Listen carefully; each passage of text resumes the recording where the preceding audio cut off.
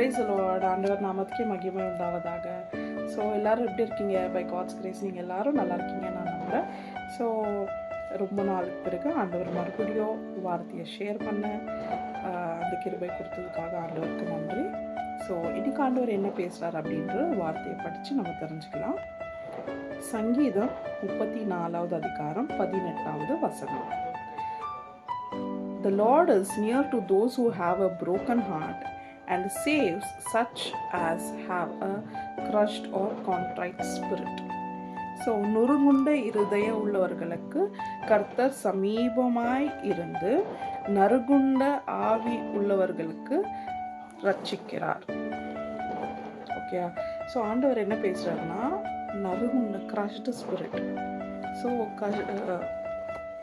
நம்ம இருதயத்தில் நிறைய பாரங்கள் இருக்கட்டும், இல்லை கடன் பிரச்சனை இருக்கட்டும், இல்லாட்டி வேறு எந்த பிரச்சனைகளோ அதை வச்சு நம்ம திங்க் பண்ணிவிட்டு என்ன சொல்லணும், என்ன பண்ணணும், என்ன பதில் கொடுக்கணும், இல்லை என்ன வேலையே இல்லையே எனக்கு அப்படின்னு நிறைய பேர் நிறைய விதமான நம்மளுக்கு ஒரு சோர்வுத்தனம் கிரஷ்டு என்னன்னா broken heart அப்படின்னு சொல்லியிருக்காங்க, நொறுங்குண்ட இருதயம்.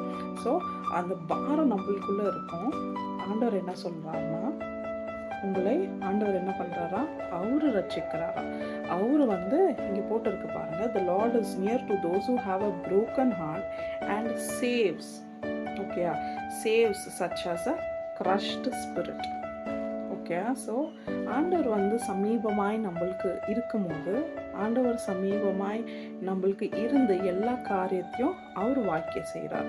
ஸோ இனிமேல் நம்ம என்னன்னா, நம்மளுடைய பாரமான இந்த மனசு எதுவுமே பண்ண முடியாத ஒரு சூழ்நிலை, எங்கே சொல்லணும்னு தெரியாமல் ஒரு சூழ்நிலை நீங்கள் இருக்கலாம். இல்லாட்டி ஒரு சாரோஃபுல் ஹார்ட்டாக, ஒரு நுறுங்குண்டா அது இருதயத்தை வச்சுட்டு நான் என்ன செய்யணும்னு தெரியலையே, நாளைக்கு நான் காசு கட்டணுமே, இல்லை நம்ம கல்யாணத்துக்காக காசு வேணும், இல்லை நிறைய பிரச்சனைகள் இருக்கலாம், பிள்ளைகளுக்காக ஃபீஸ் கட்ட பிரச்சனை இருக்கலாம். ஸோ இந்த மாதிரி நிறைய வகை பிரச்சனைகள் இருக்கலாம். அதை நினச்சி நீங்கள் கலங்கி கொண்டு இருக்கலாம். இல்லை யாருக்காச்சும் மழைநேர சரியில்லை, அவங்க ஹெல்த் இஷ்யூஸ் நிறைய இருக்குது, ஸோ அதை வச்சு நாளைக்கு ரிப்போர்ட் என்ன வரப்போகுது அப்படின்ற ஒரு புரோக்கன் ஹார்ட்டோட இருக்கலாம். பட் ஆண்டவர் சொல்கிறாரு, நான் உங்களுக்கு சமீபமாக இருக்கிறேன், அப்புறம் உங்களை சேவ் பண்ணுறேன், சச்சாஸ். ஓகேயா, ஸோ சேவ் பண்ணுற அப்படின்னு சொல்லியிருக்கிறாரு. அவர் ஆவி உள்ளவர்களை ரட்சிக்கிறார். ஓகேயா, ஸோ இதை நம்ம மனதில் வச்சுட்டு எது இருந்தாலும் நம்ம ஆண்டவர் சொல்லிட்டாரு இல்லையா, நம்மளுக்கு சமீபமாக இருக்கிறேன்னு சொல்லிட்டாரு. ஸோ அவர்கிட்ட நம்மளுடைய பிரச்சனைகளை சொல்லுவோம்.